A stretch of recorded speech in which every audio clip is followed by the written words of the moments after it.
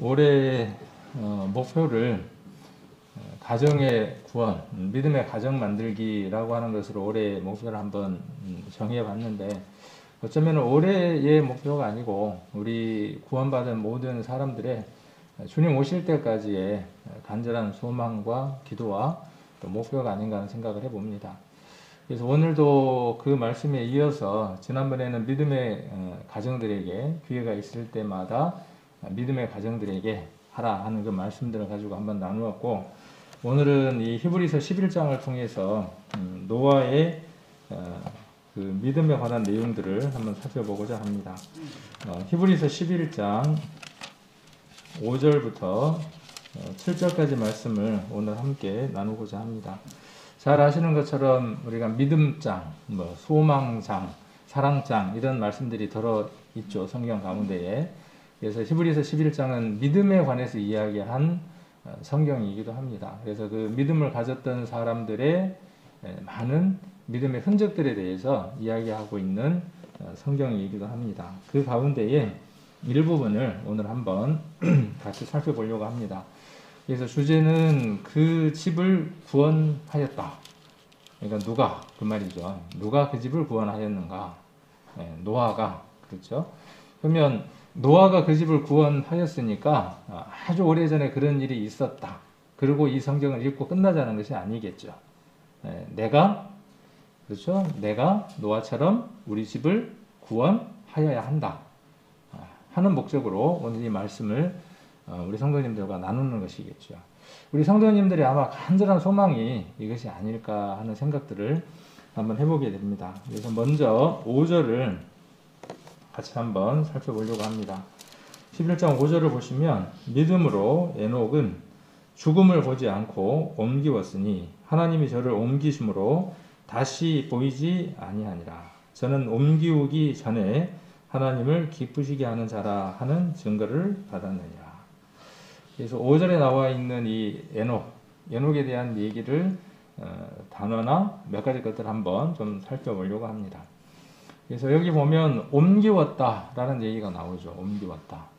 옮기웠다는 얘기는 뭐냐면 돌을 이 장소에 있었던 것을, 이 돌을 이쪽으로 옮겼다. 그런 의미죠. 쉽게 이야기를 했을 때. 그래서 옮기심이라는 건 누가 그것을 옮겼냐라고 지금 이야기를 하느냐 하면, 돌이 아니라 에녹이라고 하는 한 사람을 하나님이 이 장소에서 이 장소로 옮겼다. 그렇게 말씀하고 계시는 거죠. 그래서 옮겼다는 말은 쉬운 말입니다. 그냥 우리가 일상적으로 사용하는 그런 말이기도 합니다. 그러나 이 안에 이 성경 속에 전체 속에 들어있는 것 가운데에 가장 핵심이 되는 내용을 에녹을 통해서 전달하고 있다는 사실입니다. 그래서 옮기다는 말은 위치를 변경하다 그런 뜻이죠. 그 다음에 다른 곳으로 옮기다, 변하다 그런 뜻을 갖고 있습니다. 이 얘기를 들으면서 뭐 생각나는 게 없나요? 에녹이 옮겼다. 그러면 이 에녹에 대한 얘기를 우리가 히브리서에서 한 얘기가 뭐냐 하면, 믿음을 가진 사람은 에녹처럼 죽음을 보지 않는 일이 있을 것이다. 그 얘기를 하고 싶어 하는 거죠. 히브리서를 기록해서 우리에게 읽게 한 하나님의 뜻은 어디에 있느냐 하면, 이 히브리서에 나와 있는, 특히 11장에 나와 있는 이 믿음의 선진들의 내용들을 통해서 이러한 일들이 우리 안에 이루어질 일들이고 우리가 해야 하는 일들이며 우리가 받을 것이라고 하는 것에 대한 확실한 소망을 우리에게 주기 위한 것이죠. 그래서 에녹은 죽음을 보지 않았다는 거예요. 세상에 죽음을 보지 않는 사람이 있을 수 있느냐? 성경은 죽음을 보지 않는 일이 있을 수 있다 라고 말하고 있는 거죠. 누가 그렇다는 거예요? 에녹이라고 하는 사람이 그렇다는 거죠. 에녹이라고 하는 사람이 그 사람이다. 그래서 옮기웠으니 하나님이 저를 옮기심으로 다시 보이지 아니하니라. 저는 옮기우기 전에 하나님을 기쁘시게 하는 자라 하는 증거를 받았다 그랬어요. 성경은 많은 장으로 이루어져 있죠.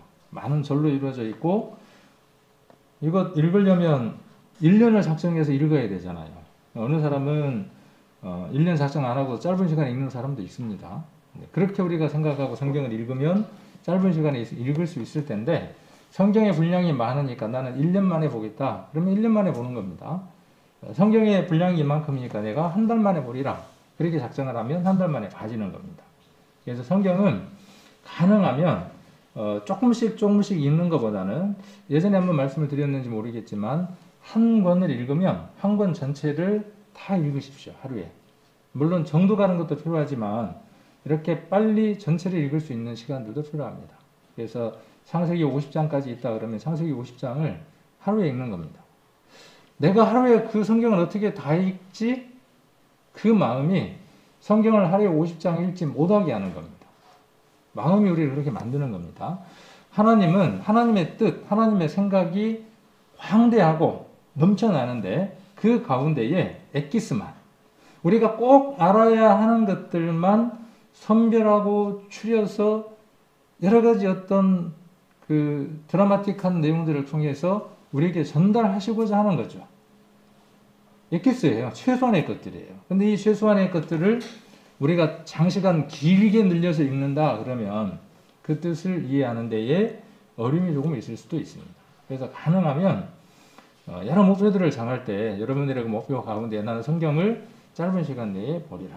지난번에 한번 제가 자가격리 때 한번 읽어보니까 신약은 한 1, 2주면 읽을 수 있습니다. 빠르면 물론 이제 거기에 모든 시간을 투자해야 되겠지만 그래서 그렇게 읽으시는 것이 유익합니다. 왜 이야기를 하느냐 하면 성경은 이 짧은 그렇죠. 근데 여러분들 어떻게 생각해요? 이렇게 많은 이렇게 이야기를 하죠. 하나님 입장에서는 뭐겠어요? 내가 할 얘기를 줄이고 또 줄여서 이렇게 말씀하시는데 우리는 어때요? 하나님의 말씀은 많고 많아서 1년 동안 이렇게 생각하는 거죠. 그래서 하나님께서는 자신의 뜻들을 드러내기 위해서 지명, 임명, 어떤 이야기, 왕들을 선택했을 때 그 왕에 대한 이름, 지명, 상황들 그 모든 것들이 우연이 없고 그냥 만들어 놓은 것들이 전혀 없습니다. 그래서 우리는 이름이나 지명이나 모든 상황들을 예의주시해서 읽는 것들이 필요합니다. 예를 들어서 에녹 그러면 에녹이라고 하는 그 이름 속에 그 스토리와 맞는 이름들의 뜻들이 들어있다는 겁니다. 그러니까 성경을 그렇게 아까 말씀드렸던 것처럼 빨리 읽는 것도 필요하고 그 다음에 이제 무엇이 필요하겠어요? 그렇게 창세기에 대한 내용이나 히브리서에 대한 내용들이 머릿속에 들어와 있으면 그 다음 필요한 게 뭐냐 하면 좀 더 깊이 들어가서 그렇게 엑기스를 내놓은 것들을 우리가 살펴보는 것들이 필요하죠. 어쩌면 설교 시간에 우리는 그런 것들에 대한 정보들을 많이 얻게 되죠. 그리고 설교자들은 그런 내용들을 전달하기 위해서 많은 시간들을 말씀 준비하는 데 사용하기도 합니다. 에녹이라고 하는 사람이 우리가 창세기를 읽어보면 몇 번 나오던가요? 에녹이. 동일인물이? 동명이인이죠. 동명이인. 그러니까 에녹이라고 하는 사람이 두 사람이 나오죠. 그렇죠? 그런 것도 우리가 유익 있게 볼 필요도 있습니다. 신약에도 보면 동일한 이름들이 다른 스토리 속에 들어 있습니다. 그럴 때에는 그 이름이 가진 뜻들이 의미하는 바들이 각각 가지고 있는 것들이 있습니다. 그래서 에녹이라고 하는 이름의 뜻은 요즘 같으면 뭐냐 하면 원조라 그런 뜻이에요. 원조, 시조, 시초 그런 뜻을 갖고 있습니다.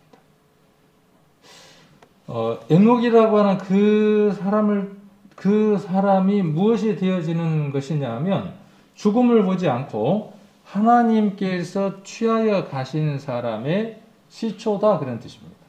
에녹이라고 하는 이름의 뜻이 그렇다 그 말이에요. 그런 이름을 가지게 했고 그런 이름을 가진 사람이 어떤 일들을 보이게 되느냐 하면 죽음을 맞이하지 않고 하나님이 옮기시는 그 일들이 그 이름에게 있게 됩니다. 이 에녹이라고 하는 이름에 대한 것들은 이전에 제가 17년도인가 한번 말씀을 나누었더라고요. 동일한 이름 다른 삶이라고 하는 제목으로 우리 성도님들하고 한번 에녹에 대한 이야기도 했고 라멕, 우리 창세기 읽어보면은 라멕이라고 하는 사람도 두 사람이 나옵니다. 같은 이름을 가졌지만 전혀 다른 삶을 삽니다. 우리가 창세기를 읽을 때에 장별로 나누어서 읽으면 은혜가 되질 않습니다. 성경은 다 연관이 있거든요. 그래서 4장, 5장은 6장과 연관이 있습니다. 4장을 이야기를 하려고 하는 목적이 있고 5장을 이야기하는 목적이 있습니다. 그 5장 안에 어떠한 내용이 들어있냐 하면 모든 사람들은 다 죽는다는 거예요. 모든 사람은 태어나고 죽음을 맞이했다는 내용입니다. 그러나 그 죽음을 맞이하지 않는 사람이 있다는 얘기예요. 그래서 4장과 5장은 6장을 풀 수 있는 열쇠가 되어집니다. 그래서 하나님의 아들들이 나오고 사람들의 딸들이 나오죠. 그 문제를 풀 수 있는 키는 어디에 있느냐 하면 창세기 4장과 5장 안에 있습니다. 그리고 그 6장 안에 어떤 얘기가 전개되기 시작을 하느냐 하면 세상에 죄가 관영했다는 얘기가 나오기 시작을 합니다. 술 마시고 엉망으로 살아가고 그래서 세상의 죄가 관영했다는 것이 아니라 하나님의 사람들이 사람의 딸들과 어떻게 되어진 것이죠? 섞여져서 살아가는 겁니다. 그것이 어느 때냐 하면 하나님의 심판이 예정되기 시작하는 출발점인 겁니다. 어쩌면 지금 시대인 것 같아요. 성소수자 한 명이 남자였는데 뭐 이런 시사적인 얘기들이 별로 이렇게 유익되지는 않지만은 잠깐 한번 이야기를 해보자면 성소수자가 군대에 있다가 자기 성의 정체성을 찾아서 성전환 수술을 했어요. 얼마 전에 뉴스 보셨죠? 근데 어떻게 했습니까? 자살했습니다. 자살했는지 뭐 어떻게 했는지는 모르겠지만 어쨌든 삶을 마감을 했어요. 자, 그럴 때 세상이 어떻게 반응하던가요? 세상의 반응들 한번 보자고요. 세상의 반응들이 뭐냐 하면 우리가 받아들일 수 없는 생각들의 얘기들을 하고 있다는 거예요. 그래서 소돔과 고모라처럼 지금 창세기 6장에서 이야기하려고 하는 그 세상이 혼탁해져 있는 세상과 동일시되어 있는 세상이 지금의 세상인 것들을 우리는 문득 발견하게 됩니다. 그리고 구원받은 세상을 살아가는 우리들도 하나님의 사람들도 어떠냐 하면 그런 일들이 이제 무감각해지는 거예요. 그 성소수자든 아니면 소수자든 그래서 그 사람들도 인격이 있고 그 사람들도 한 사람이니까 다 뭐 해줘야 된다는 거예요. 받아들여주고 인정해줘야 된다는 거예요. 하나님 어디 가버렸습니까? 하나님이 어떻게 생각하시는가에 대한 생각은 접어버리는 겁니다. 떠나버린 겁니다. 자, 그것이 어느 세상이냐 하면 죄가 세상에 관영한 세상인 겁니다. 하나님이 어떻게 보시는가에 대한 생각이 없는 세상, 그 삶, 하나님의 내 삶을 어떻게 보고 계실까? 하나님이 나의 삶에 대해서 어떻게 판단하실까?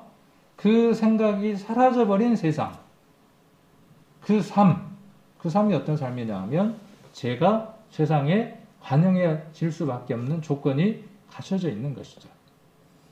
우리가 하나님이 지금 내 곁에 계시고 예수님이 지금 내 곁에 계신다면 우리의 삶은 어떻게 될까요? 많은 게 달라져 있을 겁니다. 많은 것이. 그런데 구원은 받았지만 하나님은 어디 계시는 거예요?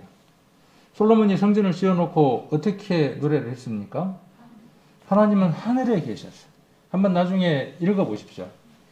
하나님은 어디에 계시기를 원해요? 거기 계시기를 원해요. 내 삶에 오셔서 그분이 내 삶에 간섭하는 게 싫어요. 그냥 내버려 두세요. 우리들도 그렇죠. 우리가 하나님의 성전이 됐습니다. 그러함에도 불구하고 어때요? 하나님은 제 안에 계시지 말고 내가 너무 부끄럽고 못할 게 많으니까, 못할 말들도 많으니까 하나님 좀 어디 계시는 게 좋겠어요. 그냥 하늘에 계시고 나는 땅에 있고 하나님이 내게 계셔서 내게 간섭하시고 내게 말씀하시고 나를 받고 가십시오 이렇게 이야기를 해야 될 텐데 그 기가 막힌 성전을 만들어 두고도 그렇게 이야기하는 것처럼 그런 시대가 어느 시대였다고 성경은 이야기하느냐 하면 노아 홍수 당시라고 이야기를 하고 있지만 우리는 시간을 거슬러서 어디로 올라갈 수 있어야 한다는 것이냐 하면 에녹 때까지 거슬러 올라가야 된다는 사실이에요. 그 심판의 경고와 사람들의 삶들이 언제부터냐 하면 에녹 때부터 그들의 삶들이 그러니까 창세기 4장과 5장 때부터 성경으로 본다 그러면 세상이 이미 어떻게 되어져 있었다는 거예요. 하나님을 떠나버린 그들 안에 하나님이 계실 수 없는 삶들이 이미 이루어졌다는 것이죠. 그리고 그 결말에 해당하는 부분이 어디냐 하면 노아 때라는 사실이죠. 그리고 하나님이 뭐라고 말씀하시느냐 하면 이제 1000년이나 기다렸던 그 시간을 기다릴 수 없고 인생들의 심판을 할 시기가 120년밖에 남지 않았다고 말씀하시고 6장에서 그렇죠? 네. 그래서 그들의 날이 120년이 되리라 그렇게 말씀하시고 120년이 찼을 때 어떠한 일이 일어나느냐 하면 노아 600세가 되는 날이 되게 되고 하늘에서 비가 내려서 세상을 가득 채워버리는 그 홍수가 있게 되죠. 그 심판의 메시지는 언제부터 있었다는 사실이에요. 노아 때만요? 아니에요. 언제부터 있었다는 사실이죠? 에녹 때부터 있었다는 사실이에요. 그래서 에녹이 그 심판의 메시지를 듣고 그의 아들의 이름을 뭘로 지었다고요? 무드셀라라고 이름을 지었다고. 이제 우리는 잘 압니다. 근데 이 내용들을 모르는 사람들도 많아요. 알려고 하지도 않고. 자, 그리고 무드셀라가 아들을 낳죠. 그 아들의 이름이 뭡니까? 무드셀라가 낳은 아들의 이름. 성경에 기록되어 있겠죠. 기억은 다 못하더라도. 성경에 있어요. 그러면 되고, 기억하면 누구 그러면 되고, 그 아들이 또 아들을 낳겠죠. 그 아들의 이름이 누굽니까? 우리 지금 오늘 이야기하려고 하는 노아죠. 노아라는 사람의 이름의 뜻은 뭡니까? 그건 성경에 기록되어 있으니까. 에녹이라고 하는 사람의 이름의 뜻은 성경에 기록되어 있지 않아요. 여러 가지 상황들을 통해서 우리가 이해를 해야만 해요. 그러나 노아라고 하는 사람의 이름은 성경에 어떤 뜻인지 적혀 있습니다. 그래서 그런 이름들을 우리가 한번 생각해보고 그것들을 통해서 우리가 얻어야 될 것들을 얻어야 한다는 것이죠. 아까 이름 이야기하려다가 이렇게 길게 나왔는데 그래서 에녹이라고 하는 그 이름을 통해서 알려주려고 하는 것이 무엇이냐 하면 세상 모든 사람들에게 들림이라고 하는 휴거라고 하는 옮기움이라고 하는 이 사건은 있을 수 없는 사건이 아니라 분명히 있을 사건이라는 거예요. 그 처음을 맞이한 사람이 누구라는 것입니까? 잊어버리지 말라고 에녹이라고 하는 이름으로 적었다고요. 시초다 처음으로 그 휴거를 맞이한 사람이다 라는 뜻입니다. 그래서 그는 다른 곳으로 옮기우심을 입었다 그 말이에요. 이 얘기를 왜 하느냐 하면 세상 사람들은 뭐라 그래요? 어떻게 산 사람이 공중으로 쫙 끌어올라가서 구름 속에서 예수님을 영접을 한다냐? 우리가 휴거라고 하는 들림이라는 얘기를 하면 사람들이 뭐라 그래요? 그렇게 이야기를 하죠. 이 옮기심이라고 하는 이 헬라어를 지금 우리가 사용하는 교회의 언어로 바꾸면 휴거입니다. 들림이라는 뜻입니다.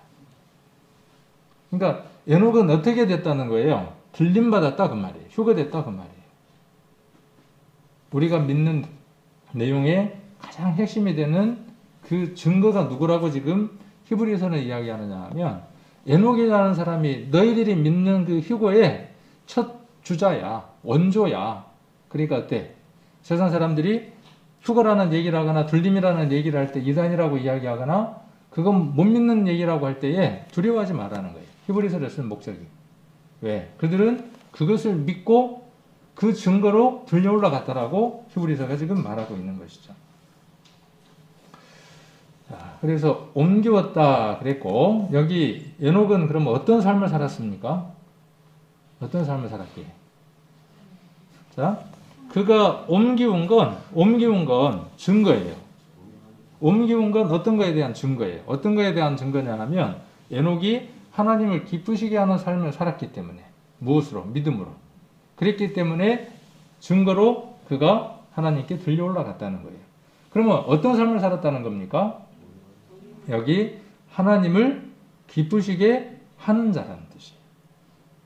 그러니까 하나님을 기쁘시게 하는 자의 처음 모델이 누구냐 하면 에녹이고 그렇게 하나님을 기쁘시게 해드렸던 삶을 살았던 사람은 어떻게 된다라고 성경은 얘기하는 거냐 하면 죽음을 안 본다는 거예요. 죽음의 주인 노릇을 하는 자가 누굽니까? 사단이 사망을 가지고 사람들에게 주인 노릇을 하고 있는 거죠. 사망의 권세를 벗어나 버리는 사람. 그 사람이 누구냐 하면 구원함을 얻는 사람들이죠. 구원함을 얻게 되면 어떻게 됩니까? 구원을 얻는다는 말을 요한복음에서는 이렇게 이야기를 했죠. 사망에서 어디로 옮기는 겁니까? 생명으로 옮기는 겁니다. 죽음에서 어디로 옮기는 겁니까? 생명으로 옮기는 겁니다. 누가요? 에녹이 그랬던 것처럼 누가? 우리가. 우리에게 임할 일이 뭐라는 거예요? 성경은 에녹처럼 될 거라는 거예요. 세상 사람들은요. 에이, 어떻게 그런 일이?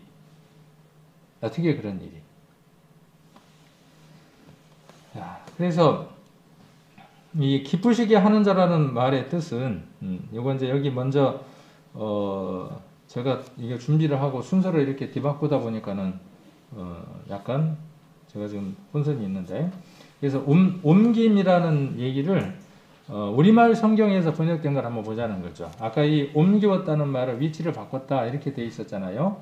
근데 이 말을 우리말 성경에는 이렇게 써놨어요. 믿음으로 에녹은 죽음을 보지 않고 들림을 받았습니다. 우리가 그 시대 가운데 있는 거예요. 그런 소망 가운데 있는 겁니다. 하나님께서 그를 데려가셨기 때문에 그는 더 이상 보이지 않았습니다. 들려가기 전에 그는 하나님을 기쁘시게 하는 사람이라는 인정을 받았습니다. 그래서 이 옮겨왔다는 말을 무엇으로 바꿔도 틀린 말이 아니라는 겁니까? 들림이라는 말로 바꿔도 틀린 말이 아니라는 것이죠. 들림이라는 말이 신약에서만 나오는 얘기가 아니라 성경 처음 창세기에 기록된 내용이라는 거죠. 새로운 내용이 아니라는 거예요. 아주 익숙한 거라는 거죠. 자, 그래서 우리 이사야서를 한번 보겠습니다. 잘 하시는 말씀이지만 이사야서 57장을 한번 보겠습니다. 이사야 57장 1절입니다. 의인이 죽을지라도 마음에 두는 자가 없고 자비한 자들이 취하여 감을 입을지라도 그 의인은 화해 전에 취하여 감을 입은 것인 줄 깨닫는 자가 없도다. 자, 의인이 죽어요, 안 죽어요? 의인도 죽는다는 사실입니다. 그런데 이 말을 우리가 이렇게 이야기해 볼 수 있습니다. 구원받은 사람들이 죽습니다. 의인들이 죽는다는 말은 교회를 열심히 다니는 사람 죽어요, 안 죽어요? 죽어요. 아파요, 안 아파요? 아파요. 그런데 그 죽음과 아픔에 대해서 세상 사람들이 어떻게 생각한다고요? 자기들이 아픈 것, 자기들이 죽는 것하고 똑같이 생각한다. 그것들이 무엇을 의미하고 그것이 하나님에게 어떤 뜻인지를 생각하지 않는다는 것이죠. 마음에 두는 자가 없고 자비한 자들. 성도라는 말이 지난번에 뭘로 제가 설명을 해드렸습니까?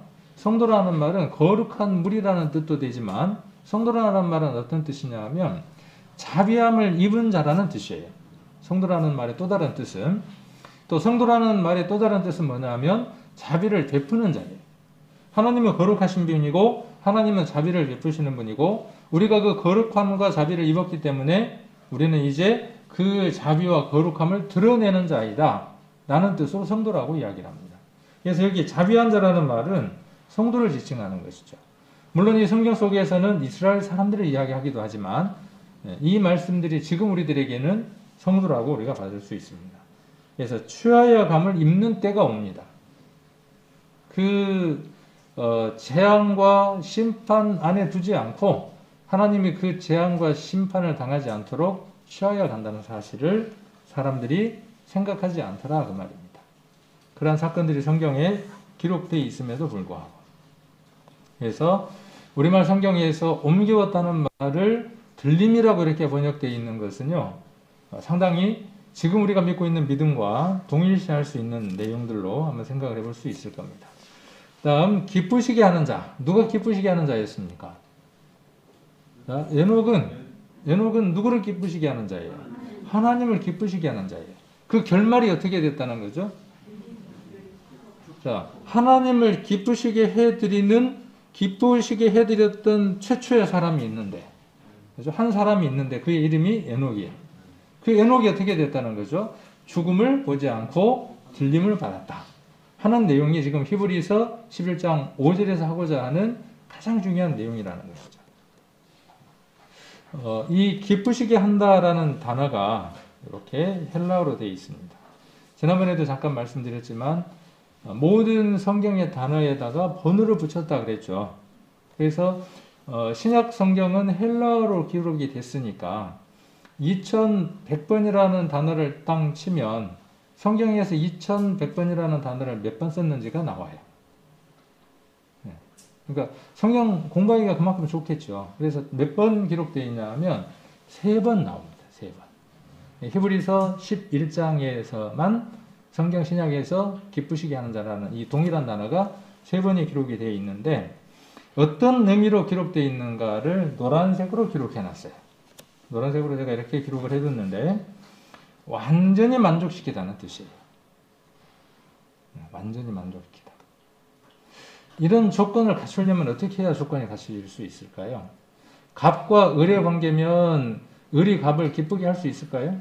갑과 을의 관계면 을은 항상 누구를 기쁘게 해야 돼요? 갑을 기쁘게 해야 돼요. 근데 갑은 항상 뭐만 하고 있어야 돼요? 갑이니까 해봐 이러고 있을 거 아니에요. 갑과 을의 관계에서 이게 기쁘게 하는 일들이 될 수 있을까요? 어떤 관계 속에서만요? 해봤으면서 부모가 자식을 사랑하면 또 이성 간에 아니면은 그 결혼을 앞둔 사람들이 눈이 이글이글 타면서 콩깍지가 끼고 세상 말로 어떻게 돼요? 확 돌면 어떻게 돼요? 다 말려도 부모가 말려도 어떻게 해요? 콩깍지가 딱 덮이면은 그때부터 어떻게 됩니까? 다른 사람 보기에는 요만해 갖고 그죠? 생긴 것도 진짜 못생기고 그런데 그 사람 보기에는 어때요? 이렇게 커 보이고 이렇게 잘나 보이고 그렇게 귀한 사람이 없는 거예요. 그럼 그때부터 어떻게 합니까? 별의별 방법을 다 동원해서 어떻게 하려고 해요? 그 사람과 가까이 하려고 하고 그 사람의 것들을 채우려고 하죠. 그럴 때 이루어지는 것이 뭐냐 하면 기쁘게. 우리는 의무적으로 우리가 구원을 받았으니까 그 의무감으로 하나님을 기쁘게 해드리는 삶을 살아야 되는 존재가 아니라는 사실이에요. 하나님은 우리에게 모든 것을 주셔서 우리를 사랑의 관계로 회복시키셨어요. 그 사랑이 우리에게 부음바 되어지면 우리는 무엇을 찾느냐 하면 그 콩깍지가 낀 사랑을 경험하는 것처럼 그 사랑을 경험하는 겁니다. 아버지 어머니가 교회를 못 가게 해도 시어머니가 교회를 못 가게 해도 뭘 찾는 거죠? 시어머니 우리 어머니 아버지를 기쁘게 하는 게 아니라 누구를? 하나님을 기쁘게. 그러니까 이게 또 오해될 수 있어요. 그러니까 또 어머니 아버지 말 듣지 말아라 그런 말로 오해될 수 있는데 얘기를 잘 알아들어야 되겠죠. 그런 과정들이 여러분들에게 있으셨죠. 여러분들이 구원받고 나니까 어때요? 한 교회에 소속이 돼 있다가 그 교회가 이야기하는 메시지가 성경과 같지 않으니까 어때요? 하나님을 사랑하게 되니까 어떻게 돼요? 어떠한 회유에도 어떠한 말 위에도 어때요? 방향을 어디로 바꿉니까? 하나님에게로 방향을 바꾸는 것이죠. 이것이 뭐냐 하면 하나님을 기쁘시게 하는 자라는 말의 의미예요. 완전하게 만족시킨다는 말의 의미입니다. 그래서 히브리서로 다시 한번 가보시면 히브리서 11장을 한번 보시면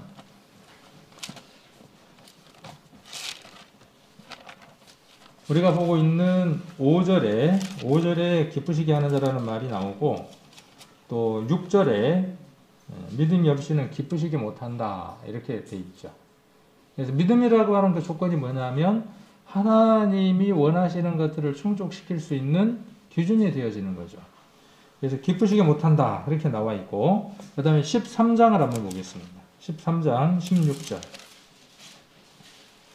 그러니까 2100번 하고 치면 이렇게 3번 기록되어 있다고 기록되어 있습니다. 사전이나 이런 유들을 찾아보면 13장 16절 보시면 오직 선을 행함과 서로 나눠주기를 잊지 말라. 이 같은 제사는 하나님이 기뻐하시느니라.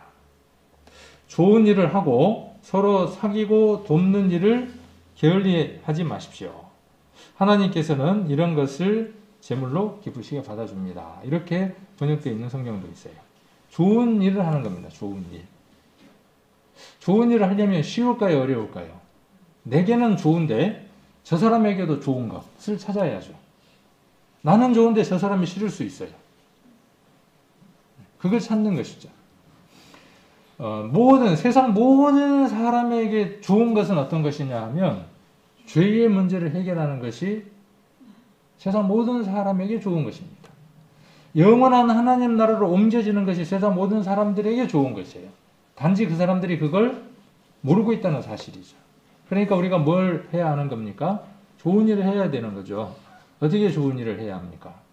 당신, 이 세상이 전부가 아니야. 그렇게 착하게 사는 것 같고 법 없이 살 것 같지만 하나님 앞에 서면 문제가 있어. 회개해야만 해. 하나님을 알려주고 가야 할 방향을 알려주는 것, 이것이 뭐냐면 좋은 일인 겁니다. 구원받은 사람이 구원받은 사람답게 삶을 살아가지 못해요. 그럴 때 그 사람들에게 하나님의 뜻이 무엇인지를 알려주는 겁니다. 그게 좋은 일인 겁니다. 그게 서로 나눠주는 겁니다. 그 안에 그런 일들을 진행하려면 필요한 게 뭐예요? 뭐가 필요합니까?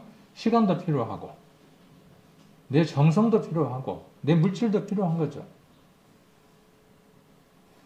그게 하나님이 기쁘시게 받으시는 일이라는 것이죠.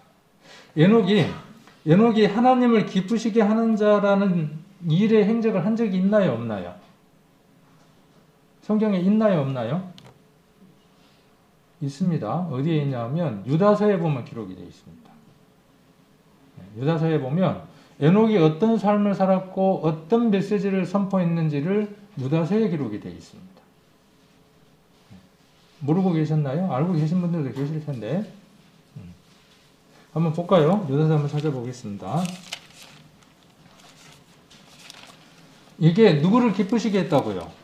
하나님을 기쁘시게 했다고요. 그러면 우리가 지금 그 들림을 기다리는 사람들이니까 에녹처럼 하면 하나님을 기쁘시게 하는 자가 되고 그 들림에 동참하는 자들이 될 거 아닙니까?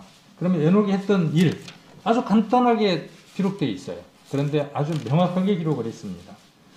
유다서 1장 14절을 한번 보시면 아담의 7세의 손 에녹이, 이건 어디로 보시면 되냐 하면 창세기 5장을 보시면 이 내용을 확인할 수 있습니다. 에녹이 몇 대의 손인지를 창세기 5장을 보면 알 수 있습니다. 사람들에게 대하여 예언하여 이르되 보라, 주께서 그 수만의 거룩한 자와 함께 임하셨나니. 에녹은 지금 뭘 보고 있는 거죠? 에녹은 창세기에서 이미 뭘 보고 있는 겁니까? 휴거돼서 들려 올라가서 하나님 나라에 그들이 있는 것들을 이미 보고 있는 겁니다. 지금 그 얘기를 하고 있는 겁니다. 수만의 거룩한 자와 함께 임하시는 거예요. 언제요? 공중재림하실 때. 그렇죠. 짧은 이 한 성경 안에 우리가 믿고 있는 그 믿음들이 에녹에게 있었던 것을 우리는 확신할 수 있습니다. 그리고 15절, 이는 뭇 사람을 심판하사 모든 경건치 않는 자의 경건치 않게 행한 모든 경건치 않는 일과 또 경건치 않는, 경건이라는 말이 몇 번 나왔어요? 여러 번 나오죠. 그러니까 에녹은 뭐 얘기했다는 거예요? 경건치 않는 자를 어떻게 하신다? 죄인이다. 그들을 어떻게 하신다? 죄인의 주께 거스리 한 모든 강팍한 말을 인하여 저희를 정죄하려 하심이라 하였느니라. 누가요? 에녹이. 에녹이 뭐 했다고요? 하나님이 너희를 심판하실 거야 라고 누가 이야기를 했다고요? 에녹이 말하기 시작했다고요. 그렇게 말한 사람이 누구라고요? 최초로 말한 사람이 에녹이라고요. 하나님의 심판이 있을 것이라고 노아 홍수 이전에 말한 사람이 누구라고요? 에녹이라고요. 이 얘기를 한 사람을 하나님 뭐라고 말씀하셨다고요? 지금 히브리서에서 이것이 하나님을 기쁘시게 하는 자라 그랬어요. 아까 하나님을 온전하게 만족시키는 거예요. 우리에게 이 14절에 기록된 주께서 수만의 거룩한 자와 함께 임하시겠다고 하는 이 소망은 우리가 구원받을 때의 소망이었어요. 자, 그리고 이 소망이 이루어지는 날을 우리는 간절히 기다리고 있는 겁니다. 근데 그 날이 지금 어떻습니까? 점점점 다가오고 있죠. 점점 다가오고 있습니다. 제가 84년도에 구원받을 때에는 아주 먼 얘기처럼 들렸지만 실감이 났어요. 아주 실감이 났어요. 근데 지금은요.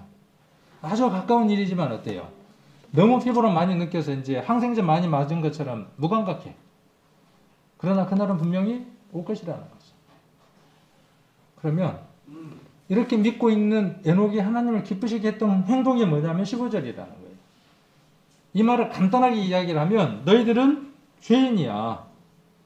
왜 죄인이에요? 경건치 않기 때문에 죄인이라는 거예요. 경건이라는 것은 하나님 앞에 서 있음을 이야기하는 거예요. 지금 하나님 앞에 서 있는 겁니다.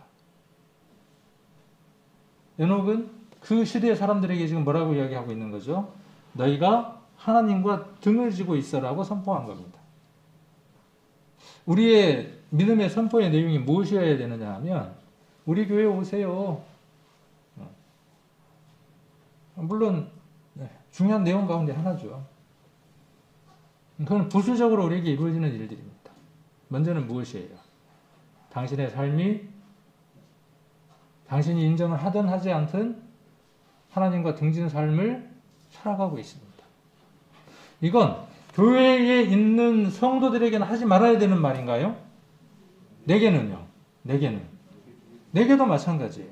당신의 삶이 스스로에게 내가 하나님과 등진 삶을 살고 있는지, 하나님의 얼굴을, 하나님의 눈을 바라보면서 살아가는지. 에녹은 그것을 선포했다고요. 자신의 삶은 그럼 어떤 삶을 살았을까요?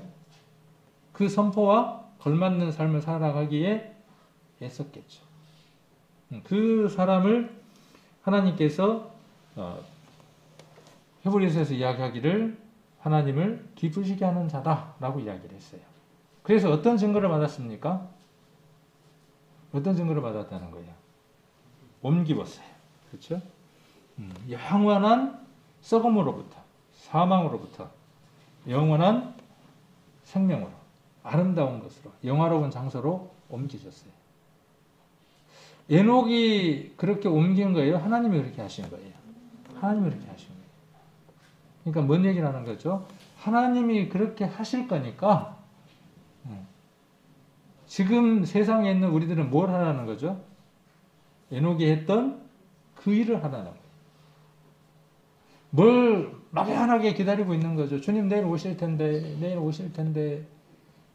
그러고 있는 삶이 하나님을 기쁘게 해드리는 삶인 게 아니라 어떻게 하는 거야? 지금 내 삶에게 먼저 뭐라고 외치는 거죠? 자신의 삶에게 하나님을 등지고 있는 삶이 있으면 그것이 합당치 않다라고 외칠 수 있어야 돼요. 그리고 외치고 끝나면 됩니까? 아니에요. 돌아서야죠. 그리고 뭐라고 외쳐야죠?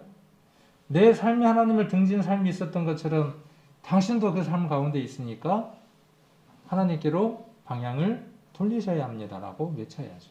에녹이 그 일을 했다고요. 그것이 하나님의 기쁨이다. 그 일 안에 많은 부수적인 것들이 있겠죠. 그렇죠? 뭐 물질도 투자해야 하고 시간도 투자해야 되고 부수적인 것들이 있을 겁니다. 그건 이렇게 해라 해서 되는 게 아니라 아까 콩깍지가 끼면 어떻게 돼요? 그 나름대로의 사랑의 방법으로 사랑을 나누어 가죠.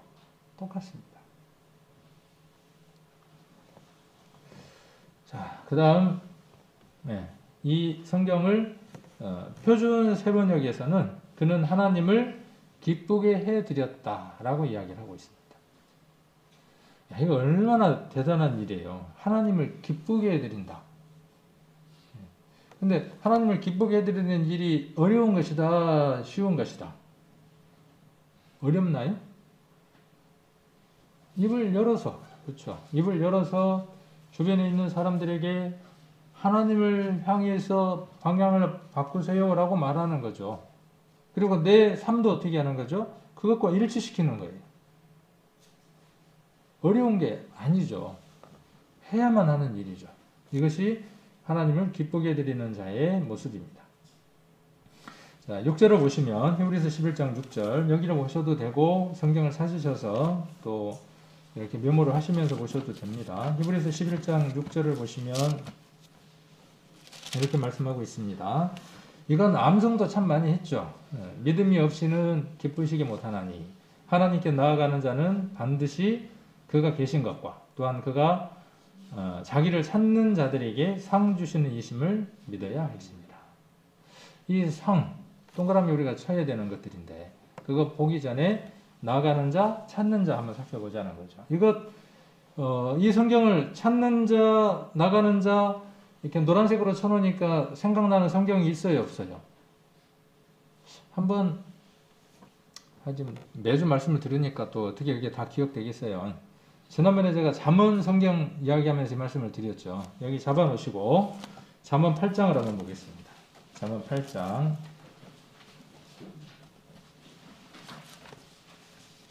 이 말씀도 지난번에 우리가 함께 나누었던 기억이 나실 겁니다. 8장 17절을 한번 보시면 나를 사랑하는 자들이 나의 사랑을 입으며 잠언입니다. 구약성경 917페이지 나를 사랑하는 자들이 나의 사랑을 입으며 나를 간절히 찾는 자가 나를 만날 것입니다. 이것도 지난번에 한번 말씀을 드렸잖아요. 남편이 한만 반대해도 아내가 하려고 하면 어때요? 뭔 방법을 동원해서도 해내고 말죠.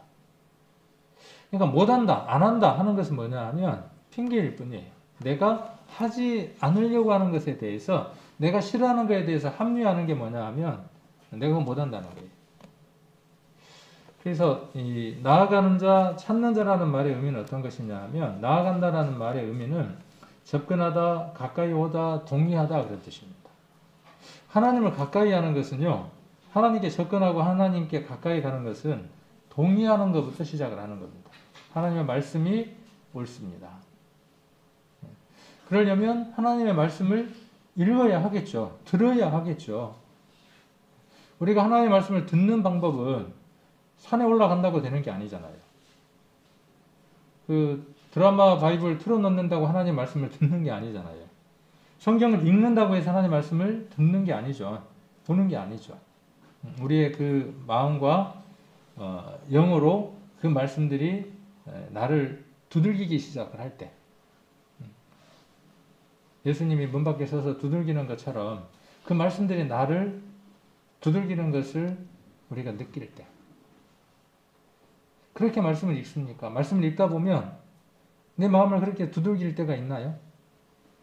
여러 가지로 한번 표현을 해볼 수 있겠죠. 칼로 찌르는 것처럼 내 아픈 곳을, 내 부끄러운 곳을 그렇게 훑어내리는 말씀들도 있을 것이고 내가 상처받고 힘들고 괴로웠는데 그 말씀에 나를 위로하고 나를 안위해주는 말씀으로 그 말씀들이 내게 올 수도 있을 것이고 이게 뭐냐 하면 말씀을 듣는 겁니다.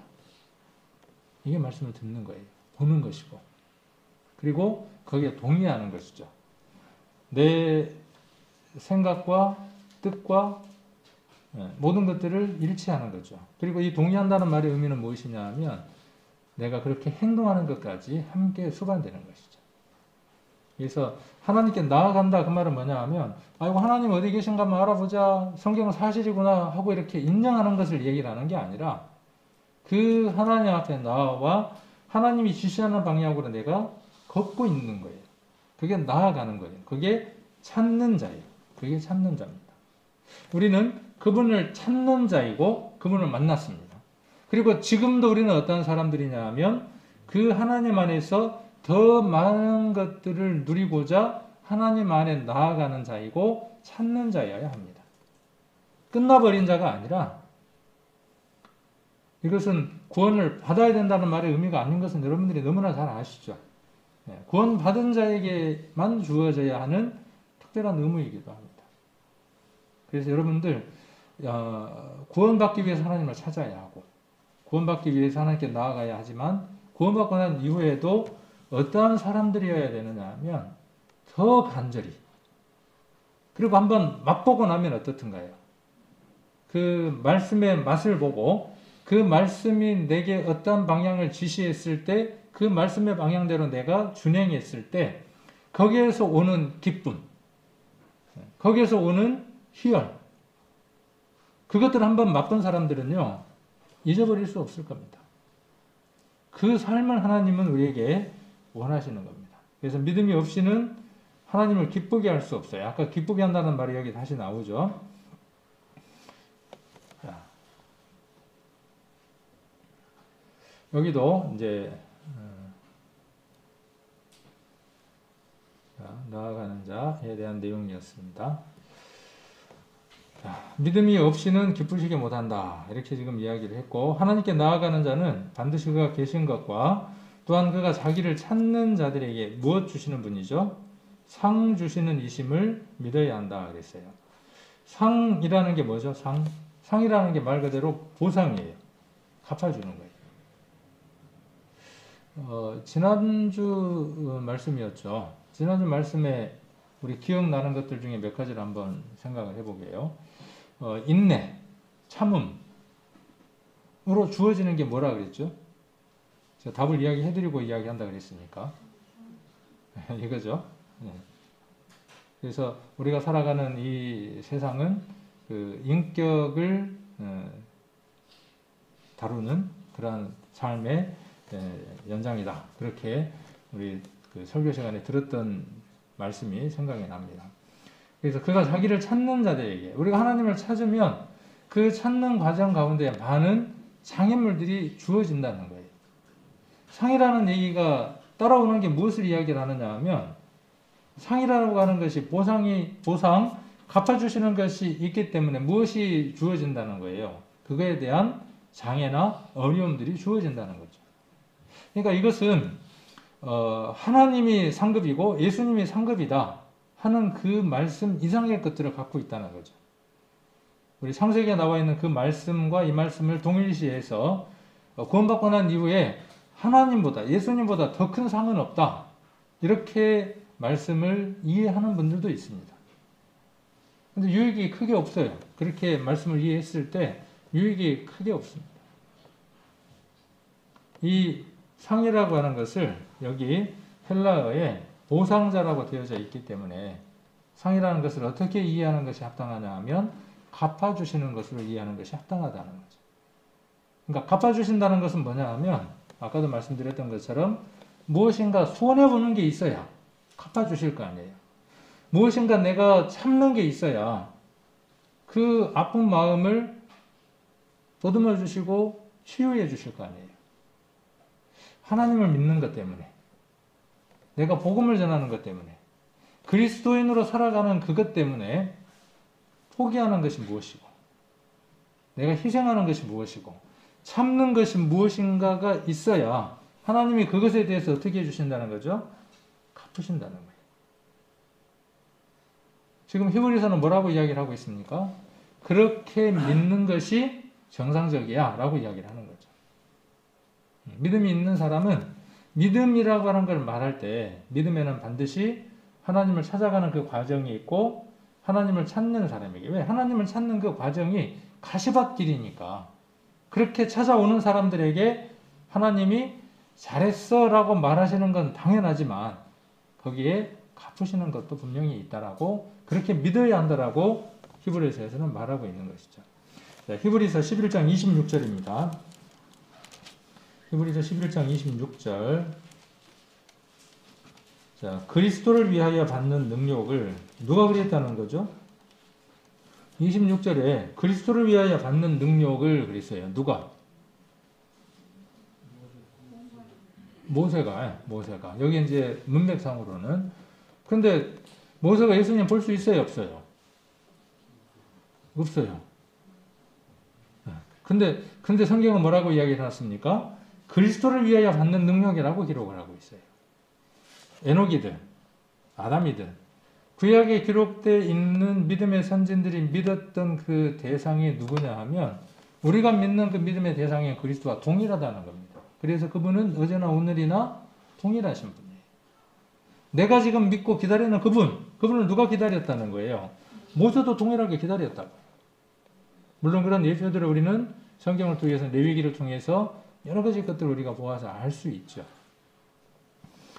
자, 그래서 무엇 때문에 그렇게 했다는 겁니까? 그리스도를 위하여 받는 능력을. 아까 히브리서 11장 6절에 대한 상에 대한 답이에요, 이것이. 자, 그리스도를 위하여 받는 능력을 애굽의 모든 보화보다 더 큰 재물로 여겼으니 이는 상 주심을 바라봅니다. 그랬어요. 모세가 뭘 믿었다고요? 하나님께 나아가는 자는, 찾고 찾는 자는 능력, 장애가 분명히 있을 것이라는 것도 알았고, 하나님을 향해서 살아가는 그 과정이 고난의 길이라는 것을 알았고, 그렇게 살았던 이유는 무엇 때문이라는 것 것이죠. 히브리서 11장 6절에 기록되어 있는 대로 상을 주시는 분이 계시니까 그렇게 지금 말하고 있는 것이죠. 그러니까 이 성경을 우리가 읽으면서 우리는 어떻게 읽어야 하겠습니까? 그들처럼 우리도, 그렇죠? 그들처럼 우리도 죽음을 보지 않고 들려 올라가는 그 믿음을 가진 우리도 동일하게 뭘 받는다는 거죠? 모세처럼 능력을 받는다는 거예요. 왜? 그리스도를 믿기 때문에. 그러함에도 불구하고 나아가고 찾아야 되는 이유가 어디에 있다는 거예요? 갚아주신다는 거예요. 하나님이 그것에 대해서 눈을 감고 계시지 않는다는 것이죠. 여러분들이 예수장이라고 손가락질 당하고 구원파라고 손가락질 당하고 별의별 멸시를 다 당할 때 인격적으로 기록된 그 하나님, 그렇죠? 이스라엘이 고난당할 때 하나님이 뭐라고 말씀하셨냐 하면 너희의 질고와 우고를 내 눈으로 보고 있고 듣고 있고 알고 있다고 그렇게 말씀하셨어요. 그 말씀이 지금 우리들에게도 동일하죠. 근데 그게 없어. 물에 물 탄 듯 술에 술 탄 듯 세상 사람하고 똑같이 살아. 그러면 뭐 받을 게 없는 거죠. 받을 게 없는 거예요. 구원 받았으니까 됐습니까? 천국 갈 수 있으니까 됐습니까? 성경은 우리에게 그렇게 말하고 있지 않다는 것을 우리는 히브리서를 통해서 확인할 수 있습니다. 자, 시편 104편 한번 보겠습니다. 시편 104편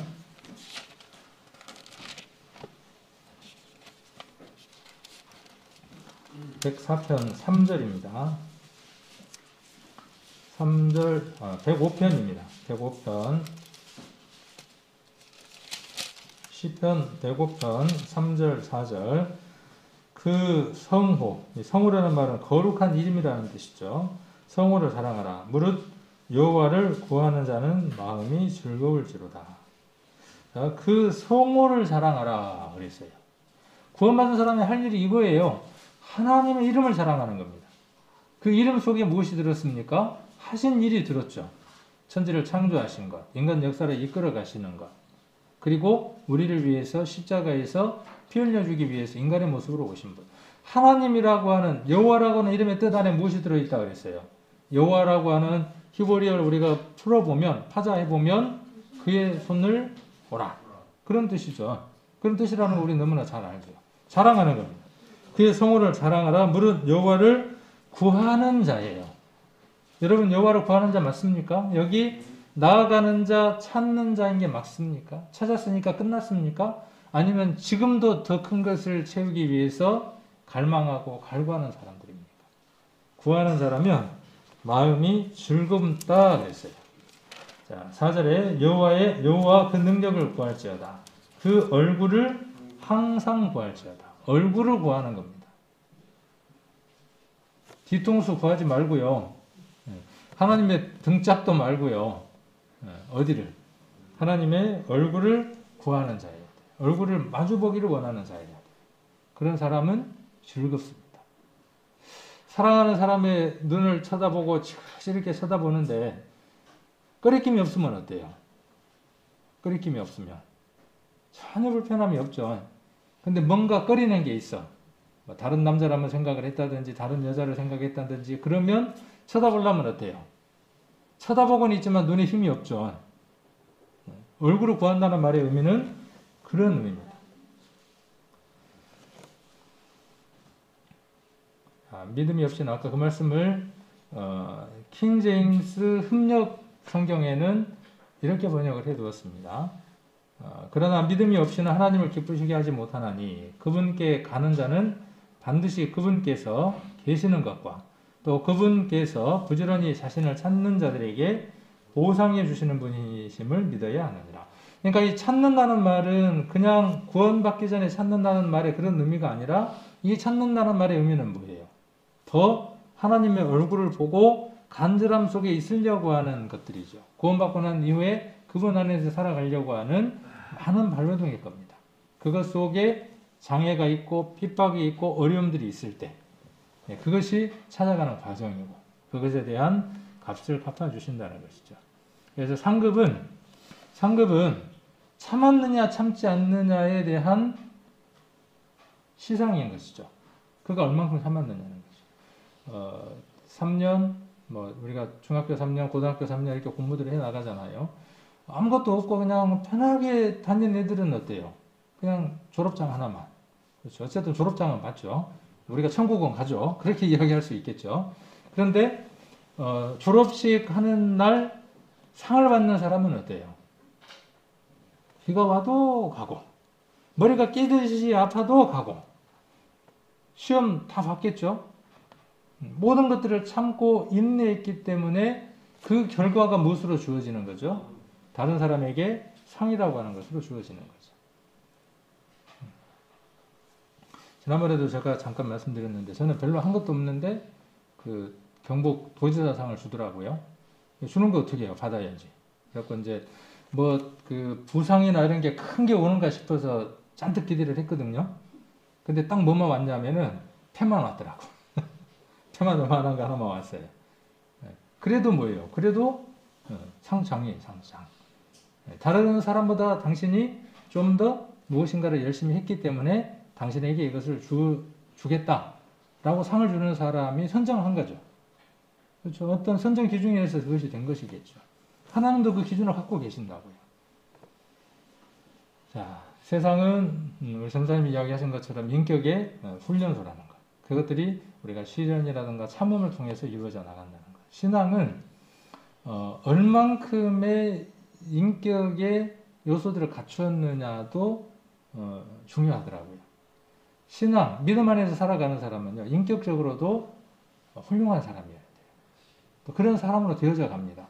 예수님이 성장할 때마다 우리 사무엘에 대한 표현과 예수님에 대한 표현을 할 때 성경은 어떻게 표현하고 있냐 하면 키가 자라고 성장함에 따라 하나님과 사람에게 사랑스러워져 가더라.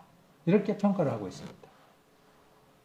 그러니까 예수님은 그렇다고 치더라도 사무엘에 대한 평가를 통해서 우리가 하나 배울 수 있는 게 뭐냐 하면 성령 안에서 하나님 안에서 충만하게 살아가는 사람은 어제보다 오늘 내가 다른 사람에게서 배려하는 사람. 인격적으로 훌륭하다 그 말의 의미는 뭐냐면요. 배려를 많이 하는 사람이에요. 그 배려를 하려면 무엇이 있어야죠? 배려가 되려면요. 내가 손해를 봐야만 배려가 이루어집니다. 그렇죠? 누군가가 어려운 사람을 도우려면 그렇게 도울 때 우리가 인격적으로 좀 더 나은 사람이 되어져 가는 거잖아요. 교회에서도 마찬가지입니다. 교회에서도 내가 좀 더 나은 사람이 되어지기 위해서는 이런 과정들이 필요한 거죠. 그래서 그리스도인들은 반드시 세상 사람들에게 어떤 평가를 받느냐 하면 선하다고 하는 평가를 받습니다. 인격적으로도 훌륭한 사람이라고 하는 평가를 받습니다. 그것이 여러분의 신앙의 부산물이기도 합니다. 그게 목적지가 아니라 여러분의 부산물이에요. 여러분들이 하나님을 간절히 찾고 살아가면 그 삶 속에서 나오는 부산물들이 그러한 것들을 주신다라고 하는 것들도 한번 생각을 해보면 좋을 것 같습니다. 자, 경유함으로 예비함으로라고 이야기를 했는데 믿음으로 노아는 아직 보지 못한 일에 경고하심을 받아 경외함으로 방주를 예비하여 그 집을 구원하였으니 이로 말미암아 세상을 정죄하고 믿음을 쫓는 의의 후사가 되었느니라. 이 경외함이라고 하는 말과 그 다음 예비하여라고 하는 말 두 말을 한번 살펴보려고 합니다.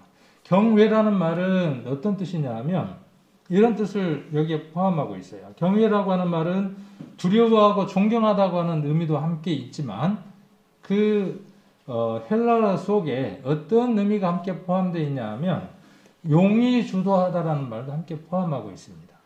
그 다음에 예비하다라는 말은 완전히 준비하는 겁니다. 그러니까 경외함과 예비함이라고 하는 것이 서로 지금 짝을 이루고 있는 거죠. 용이 주도하게 어떻게 하는 거죠? 완전히 준비하는 거예요. 이건 히브리서를 기록한 사람이 창세기에 나와 있는 노아가 어떠한 삶을 살았는가에 대한 설명이에요. 창세기 한번 찾아보겠습니다. 창세기 6장입니다.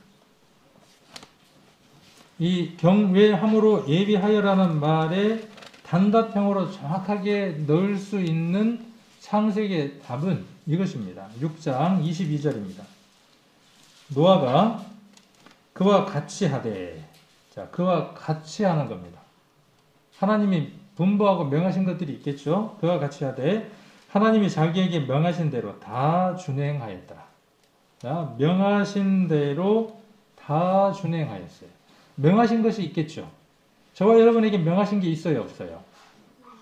있습니다. 예, 명하신 게 있습니다. 그것을 알아가는 사람, 그것을 많이 알아가는 것이 하나님 안에서 귀한 사람들이죠. 자, 그래서 준행했어요. 5절도 한번 봅니다. 7장 5절. 노아가 여호와께서 자기에게 명하신 대로 다 준행하였더라. 명하신 대로 다 준행하였더라. 이 말을 지금 히브리서에서 11장 7절에서는 이렇게 지금 이야기를 하고 있는 거죠. 경고하심을 받아 경외함으로 방주를 예리했다라고 이야기를 합니다. 이거 해라 그러면요. 그거 왜 그러는데요? 왜 그렇게 해야 되는데요? 뭐 땜시요? 왜 그런다요? 이렇게 안 하고 어떻게 했다는 거예요? 아, 예. 아, 예. 그렇게 했다는 뜻입니다. 그리고 그것을 용의주도하게 완전하게 준비했다는 뜻이에요. 그래서 그림을 보니까는 이런 그림들이 이제 인터넷에 보니까 있더라고요. 잣나무로 방주를 질 때 상중하 3층으로 위에다가 상을 내고, 그렇죠. 배의 길이는 얼마? 우리 전도집회 때 들어서 잘 알고 있잖아요. 그게 사실인 게 중요하죠. 그러나 그보다 더 중요한 건 뭐예요? 지금 우리가 이야기하고 있는, 지금 히브리서 11장에서 이야기하고 있는 결말이죠. 결말이 뭡니까 지금? 다시 한번 상기를 해보면 노아가 그의 집을 구원했다는 것이죠. 배를 잘 지었다가 중요한 게 아니라, 그죠? 잘 짓는 것도 중요하죠. 그러나 그거보다 더 중요한 건 뭐예요? 그에 대한 결말이 뭐다는 거죠? 그의 가족을, 그의 집을 어떻게 했다는 거죠? 구원받게 했다는 사실이죠. 그 과정인 거죠. 이렇게 배를 만드는 것은 그 과정이죠. 용의주도하게 완전하게 행했다는 것이죠. 명한 대로 다 준행했다는 말의 의미입니다. 그래서 믿음으로 노아는 이렇게 이야기를 하고 있고, 그 집을 구원했다 그랬죠. 집이라는 말의 의미는 그냥 이렇게 건물, 집을 이야기하는 게 아니라 가정을 형성하는 모든 사람들을 이야기하는 겁니다. 우리 집 그런단 말이에요. 우리 집 그러면은 저와 우리 집사람 이렇게만 이야기할까요? 아닌데 우리 집에 예를 들어서 누가 다른 사람이 와서 살 수 있죠. 잠깐 와서 살아갈 수 있겠죠. 그러면 우리 집에 있는 그도 우리 집 식구인 거죠. 이 범위를 내 식구에만 한정하는 게 아니라 넓힐 필요가 있다는 의미에서 집이라고 하는 단어를 우리가 한번 찾아봤습니다. 잠언 31장 한번 보겠습니다. 잠언 31장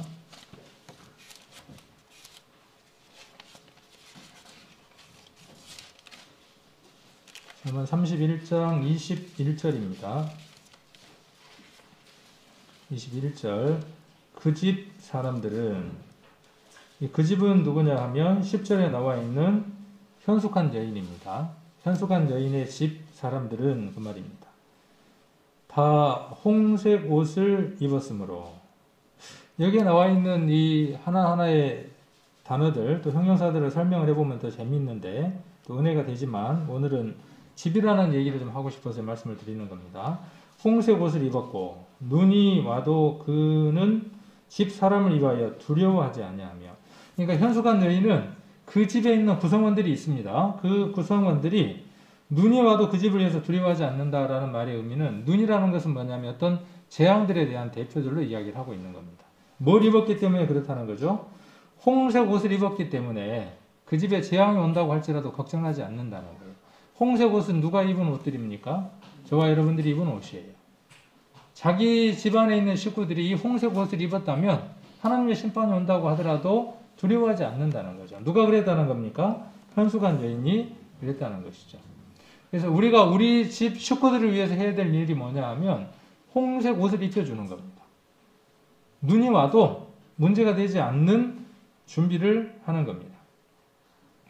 자, 여기 구원했다는 말이 나오죠. 그 집을 구원했다. 구원이라는 말은 미래의 구원까지도 포함하는 겁니다. 그 집을 구원했다. 그 말은 홍수로부터의 구원도 포함되는 것이고, 그 노아의 세 아들 셈, 함, 야벳, 그의 자부, 그의 아내들의 미래, 영혼의 구원까지도 포함하고 있다는 것이죠. 우리 가정이 구원받아야 한다. 우리 가정이 구원받도록 해야 된다라고 하는 그 말 안에 어떤 것들이 다 포함되어져야 되느냐 하면, 지금 겪고 있는 그 문제로부터의 도움도 필요하고, 그리고 무엇도 필요하고요? 영원한 하나님 나라에 대한 구원도 필요하다는 뜻입니다. 여기 의의 후사가 되었다 그랬어요. 믿음으로 노아는 아직 보지 못한 일에 경고하심을 받아 경외함으로 쭉 이야기하면서 의의 후사가 되었다. 디도서를 한번 보겠습니다. 디도서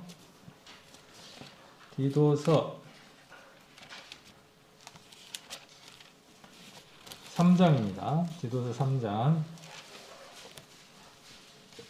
7절입니다. 3장 7절. 1절부터 쭉 한번 읽어보시면 좋은데, 한 주간 한번 읽어보시기를 원하고, 7절, 8절을 한번 제가 보려고 합니다.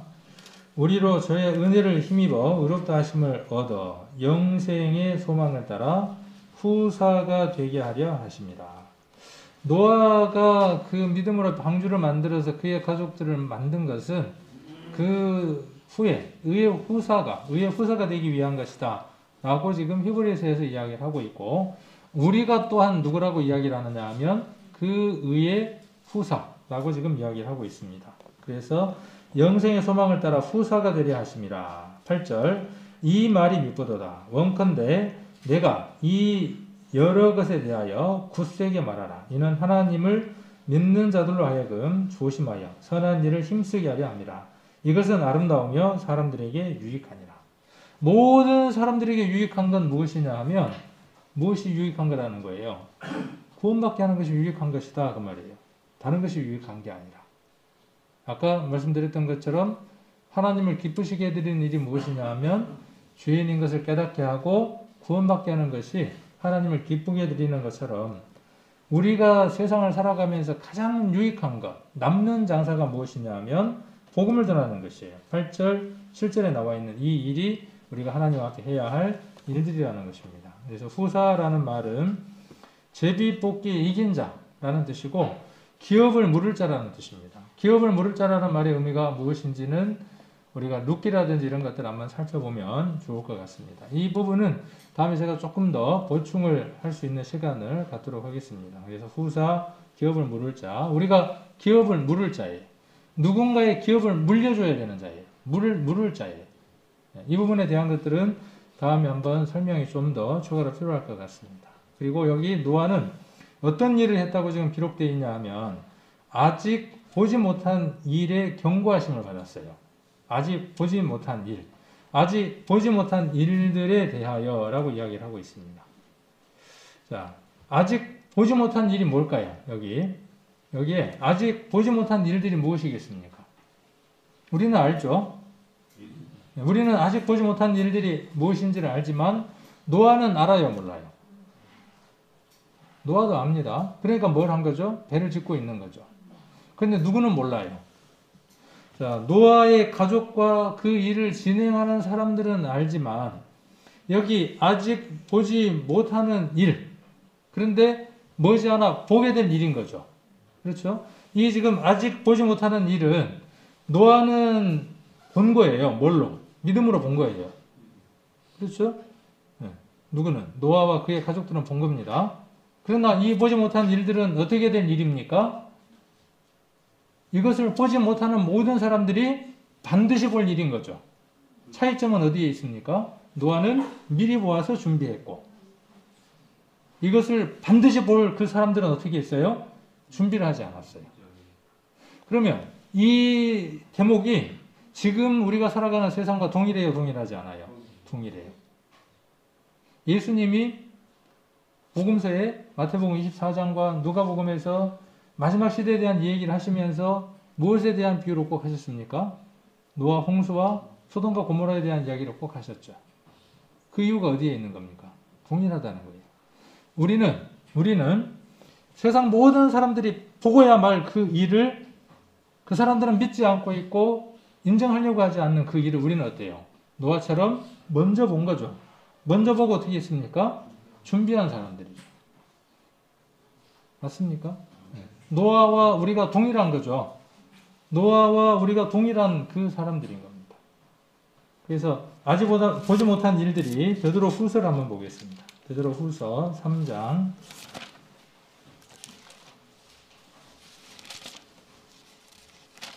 베드로 후서 3장 6절.